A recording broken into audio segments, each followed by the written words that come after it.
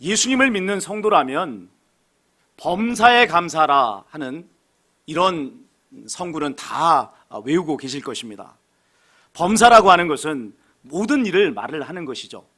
자, 그러나 과연 범사에 감사하며 사는 성도는 얼마나 될까요? 또 범사에 감사할 수 있다고 생각하는 성도들은 또 얼마나 될까요? 세상은 험악하기 짝이 없는데 오늘 내가 가지고 있는 힘과 능력은 보잘것이 없단 말이에요. 그러니 여러분, 이런 연약한 우리가 험악한 세상에 살면서 어떻게 범사에 감사할 수 있느냐 하는 것입니다. 좋은 일이 있을 때는 감사할 수 있겠지만 시련이 오고 역경이 올 때는 감사할 수 없는 게 당연한 것 아닙니까? 그러고 보면 범사에 감사라 하는 이 말씀은 현실과는 너무나도 동떨어진 이상적인 말씀인 것입니다. 그러나 하나님의 말씀에 대한 이런 우리의 불신은요, 내 인생의 주인이 나 자신이라고 생각하기 때문에 일어나게 되는 현상입니다. 우리는 예수님을 향해서 주님이라고 고백하지 않습니까? 무슨 이야기예요? 예수님이 나의 주인입니다 라는 고백인 것입니다. 그러면 내 인생을 주관하시는 분은 누구예요? 내가 내 인생을 주관한 게 아니잖아요. 주인이신 예수님께서 내 인생을 주관하고 계시는 것입니다.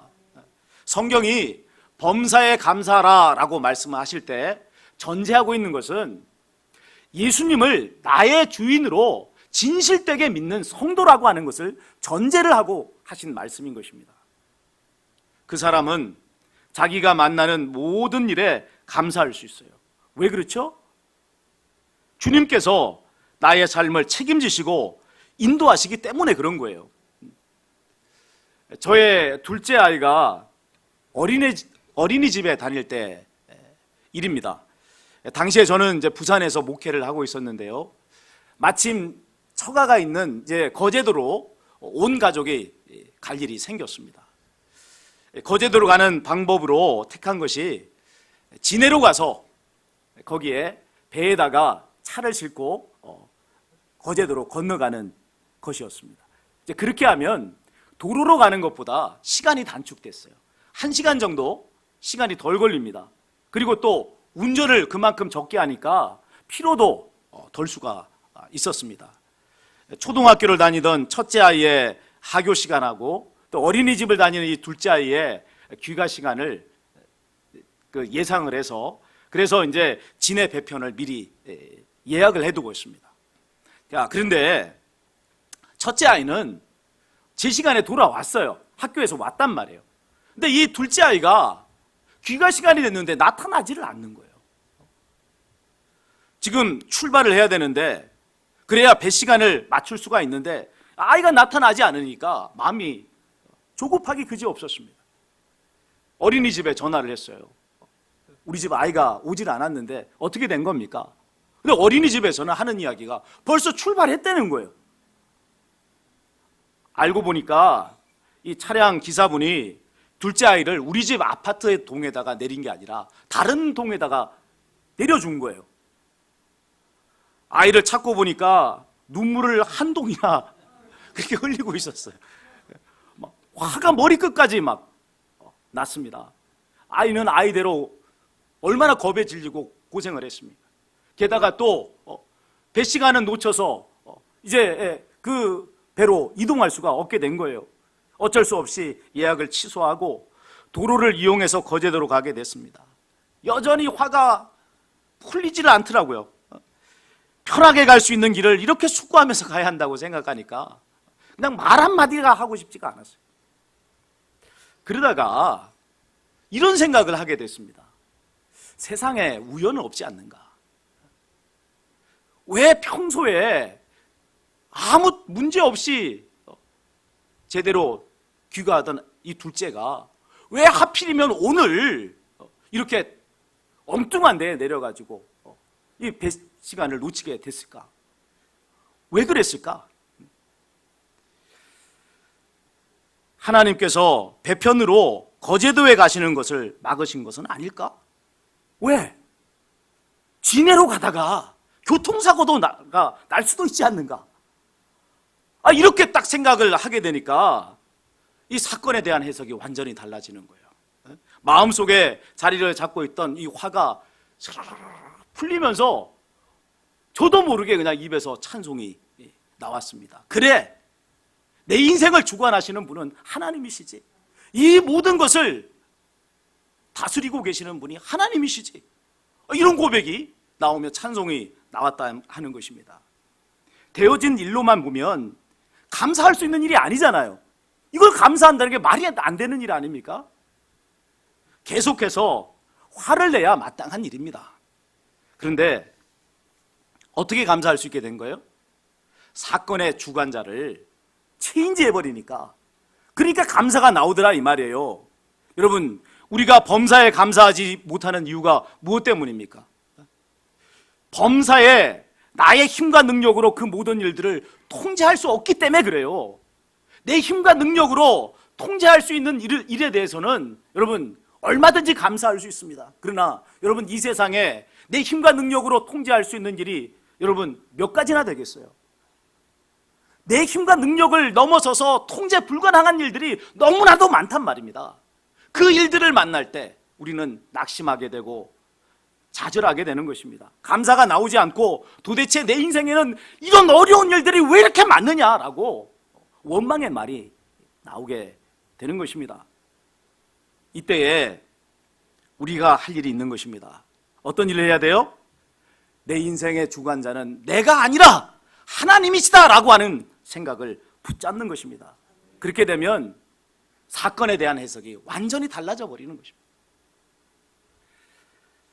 좌절하고 낙심할 일이 아니라 감사할 일이 되는 것입니다.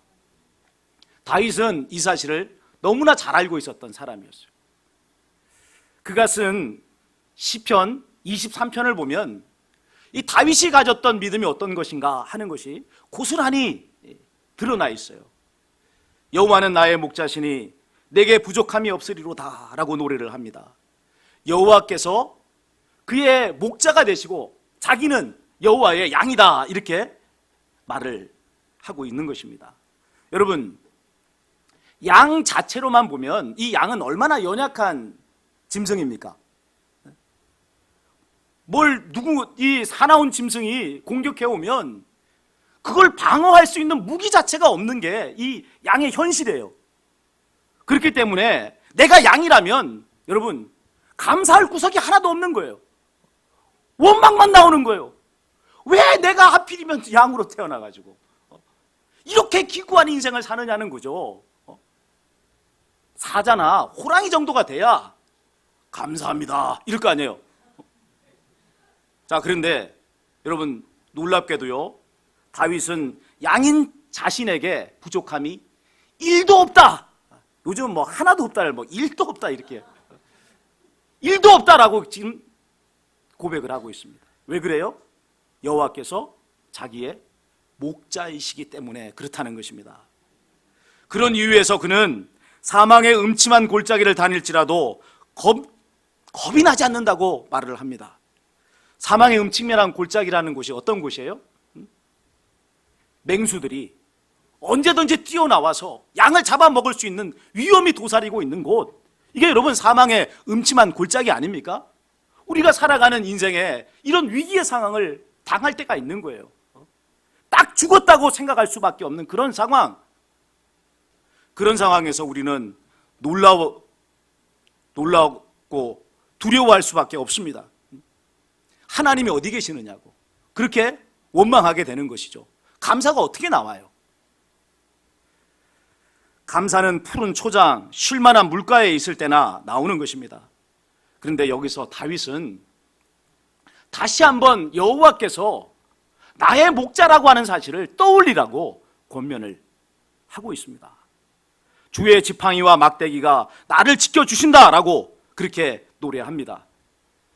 여호와께서 나를 사망의 음침한 골짜기를 지나가게 하시는 것은요, 더 좋은 초장으로, 더 쉴만한 물가로 우리를 인도하기 원하시기 때문에 그런 것입니다.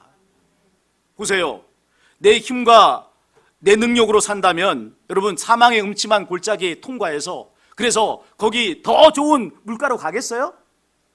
더 좋은 초장으로 나가겠습니까? 나갈 수가 없는 거예요. 사망의 음침한 골짜기 통과할 수 있는 능력이 없잖아요. 그거 통과하다가 죽을 수밖에 없는 거 아니겠습니까? 그러니까 지금 현재 내 힘과 능력으로 얻을 수 있는 그런 조그만한 초장, 조그만한 물가, 그것에 만족하면서 살 수밖에 없는 거예요. 그런 수준의 인생이 되는 것입니다. 그런데 여호와께서 목자가 되시니까 사망의 음침한 골짜기를 통과하잖아요. 이 사나운 맹수들이 우글우글 거리면서 양을 언제든지 잡아먹을 수 있는 그런 환경을 이겨내고 그것을 통과해서 내 힘과 능력으로는 도저히 이룰 수 없는 그 푸른 초장까지, 그 놀라운 쉴만한 물가까지 나가는 인생이 되는 것 아닙니까? 누가 내 인생의 주관자가 되니까요? 여호와 하나님께서 내 인생의 주관자가 되니까 그런 놀라운 인생의 바뀌는 역사가 일어나는 것이라 하는 겁니다. 그러기에 여호와가 목자이신 사람은요, 범사에 감사할 수밖에 없어요. 평안도 감사요, 시련도 감사요, 기쁨도 감사요, 슬픔도 감사인 거예요. 다 감사할 수밖에 없는 거예요. 이것은 쇠뇌가 아니에요. 쇠뇌는 진리가 아닌데 진리인 양 사람의 생각을 조작하는 것, 이게 쇠뇌 아닙니까? 저는 이제 어린 시절에 예수님을 믿지는 않았는데 예수님을 믿기 전에 부모님이 저한테 뭐라고 이야기하냐면 교회에 가면 쇠뇌당한다고 그렇게 가르치셨어요. 저렇게 교회 다니면서 교회다가 헌금도 하고 막 그냥 있는 거 없는 거 다 바치는 건 쇠뇌를 시켜서 그랬다는 거예요. 그래서 저는 제 자신이 교회당에 가지도 않았을 뿐만 아니라 당시에 교회를 다니면서 쇠뇌당하고 있었던 제 조카를 제정신이 들게 하기 위해서 정말로 애를 많이 썼어요. 근데 지금 제가 어떤 사람이 됐습니까? 사람을 쇠뇌시키는 사람이 된 거예요. 여러분, 예수님을 믿는 것이 과연 사람을 쇠뇌시키는 것으로 됩니까? 도저히 감사할 수 없는 그 상황에 감사하게 되는 게 이게 쇠뇌시킨다고 될 일입니까? 결코 그렇지 않습니다.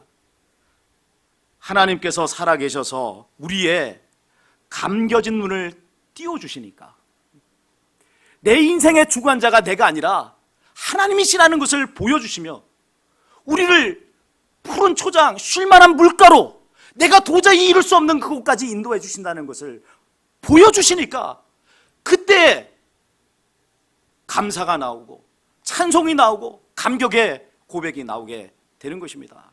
오늘 우리의 인생에 시련이 있습니까? 감사가 나오지 않고 여러분 원망하는 것이 있습니까? 그렇다면 해야 될 일이 있는 거예요. 내가 내 인생의 주인이라는 생각을 내려놓고 하나님께서 내 인생의 주인이라는 사실을 여러분 영접하시기 바랍니다. 잘못된 생각을 버리시고 진리의 생각으로 바꾸시기 바랍니다. 그럴 때 여러분 인생이 달라지는 거예요. 그럴 때 여러분 내가 당하는 이 현실의 사건의 해석이 달라지고 그 결과가 달라지는 역사가 일어나는 것입니다. 본문은요, 야곱이 그의 막내 아들의 이름을 베노니에서 베냐민으로 바꾼 일을 기록을 해놓고 있습니다. 별걸 다 기록해놨다 이런 생각을 하실 수 있습니다. 그러나 이 일을 기록해 놓은 것은 하나님께서 우리에게 가르쳐 주시고자 하는 큰 교훈이 있기 때문에 그렇습니다.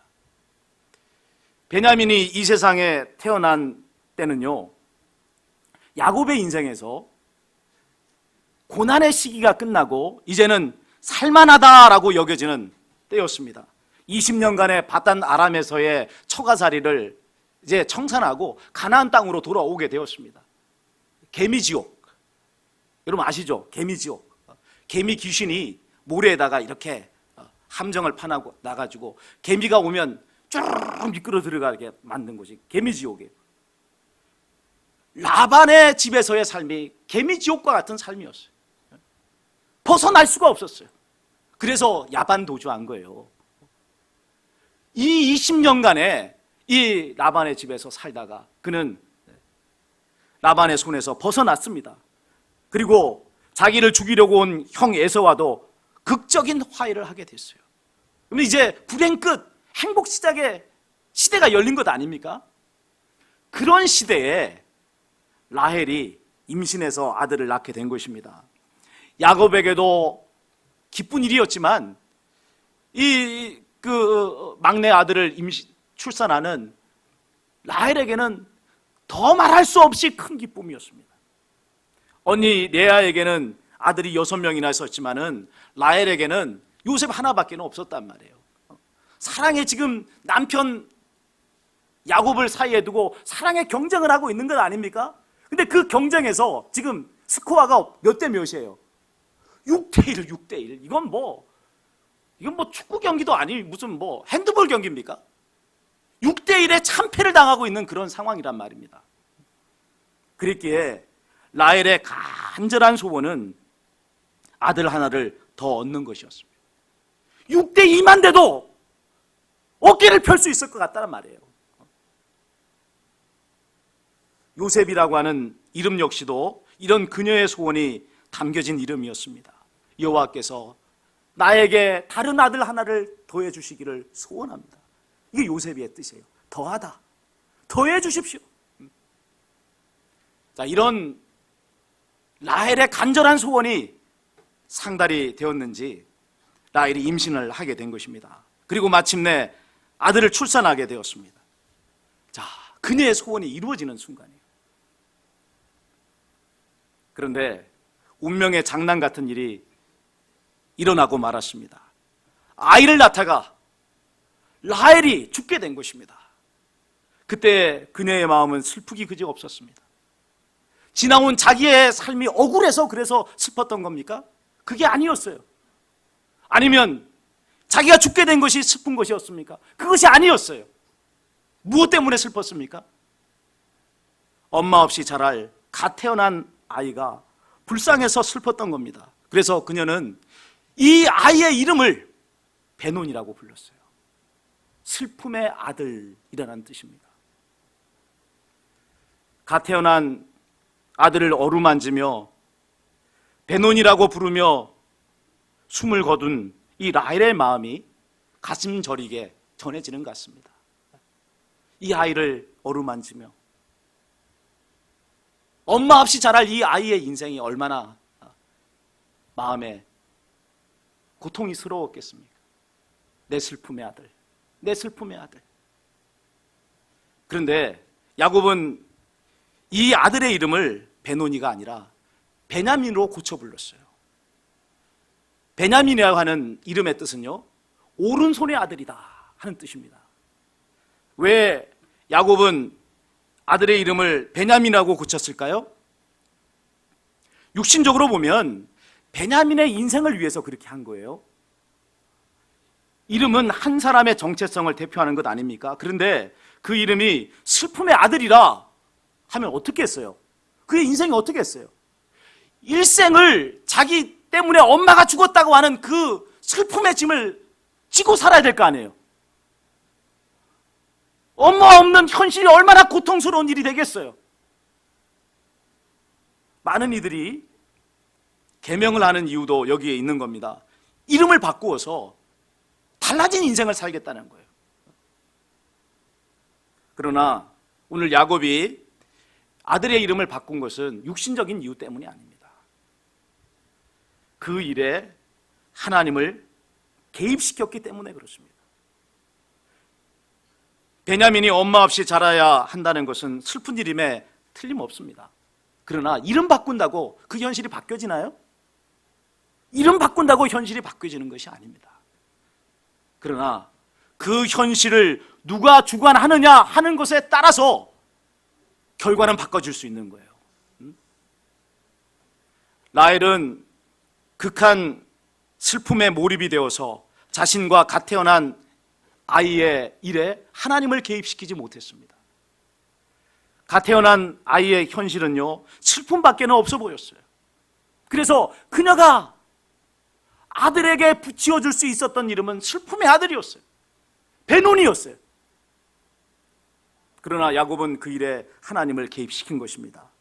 갓 태어난 아이의 일생의 주관자가 하나님이라 하는 것을 믿은 거예요. 그러자 전혀 다른 해석이 되는 것 아닙니까?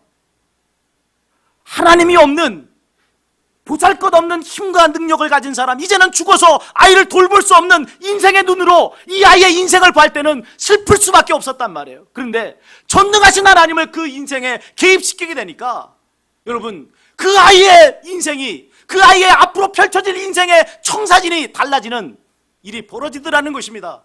인생의 해석이 달라지는 역사가 일어났다는 것입니다. 자, 비록 엄마는 죽었을지라도 하나님께서 권능의 손으로 이 아이를 붙잡아 주실 거 아닙니까?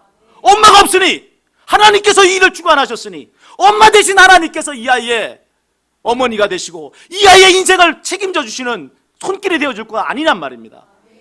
여러분, 오른손의 아들이라는 것은 권능의 아들이라는 뜻이에요. 하나님의 손을 표현할 때 여러분, 오른손이라는 표현을 쓰는 것은 여러분, 오른손이 힘이 있기 때문에 그렇습니다. 오른손의 아들. 여러분, 베냐민은 슬픔의 아들이 아니라는 거예요. 하나님의 권능이 그를 붙잡아주는 인생이 될 것이다 라고 지금 이 야곱은 고백한 것입니다. 야곱이 그의 아들의 이름을 베냐민이라고 고친 것은 라헬의 죽음이 슬프지 않았기 때문이 아닙니다. 라헬이 누구예요?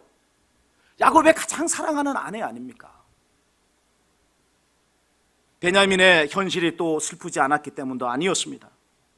그럼에도 불구하고 야곱이 그 현실에 하나님을 개입시키며 아이의 이름을 베냐민이라고 부를 수 있었던 것은 믿음의 놀라운 체험이 있었기 때문에 그렇습니다. 그의 이름 야곱은요, 발 뒤꿈치를 잡은 자라는 뜻이에요. 발 뒤꿈치를 잡은 자. 이 야곱이 태어날 때 어떻게 태어났습니까? 그의 형 에서가 먼저 나오니까 자기가 먼저 나오려고 형 에서의 발꿈치를 잡고 나왔잖아요. 발꿈치를 잡은 자. 이것을 의역을 하면 어떤 뜻이 되냐면 꾀장이, 사기꾼, 이런 의미가 됩니다. 그의 이름을 대로 야곱의 지난 인생은요, 자기 꾀를 가지고 살았던 인생이었어요. 그러다가 그의 인생이 무너지는 역사가 일어납니다. 가나안 땅으로 돌아오는 길에 형 에서를 만나게 된 거예요. 20년의 세월이 지났으면 그러면 형 에서의 분노가 이제는 사그라졌을 것이라고 생각을 했는데 전혀 그렇지 않았습니다. 자기를 죽이겠다고 400명의 군사를 거느리고 달려온 것입니다. 야곱 자신이 가진 모든 꾀를 다 동원해봤지만 죽음에서 벗어날 길이 없는 거예요. 살아날 구멍이 없는 거예요. 꼼짝없이 죽게 된 것입니다. 그런데 에서를 만나기 바로 그 직전 밤에 야곱은 하나님의 천사와 씨름하게 됐습니다. 무슨 이야기죠? 지금 야곱의 그 일에 하나님께서 끼어들어오셨다는 거예요. 그 밤의 사건으로 야곱의 인생은 바뀌었습니다. 자기 꾀를 믿고 살았던 사람이 하나님을 믿고 사는 사람으로 바뀌어져 버린 것입니다. 하나님께서는 이렇게 변화된 야곱을 이스라엘이라고 그의 이름을 고쳐주셨습니다. 다음 날 형 에서를 만났을 때 어떤 일이 벌어집니까? 자기를 죽이겠다고 칼을 뽑아서 달려오던 에서가 쩔뚝이며 다가오는 이 동생 야곱을 보는 순간 하나님이 그의 마음에 감동을 주시는 거예요. 불쌍히 여기는 마음을 주는 것입니다. 그리하여 에서는요, 칼을 집어던지고 쩔뚝이며 다가오는 그 동생을 얼싸안으며 눈물을 터뜨립니다. 야, 이놈의 자식아,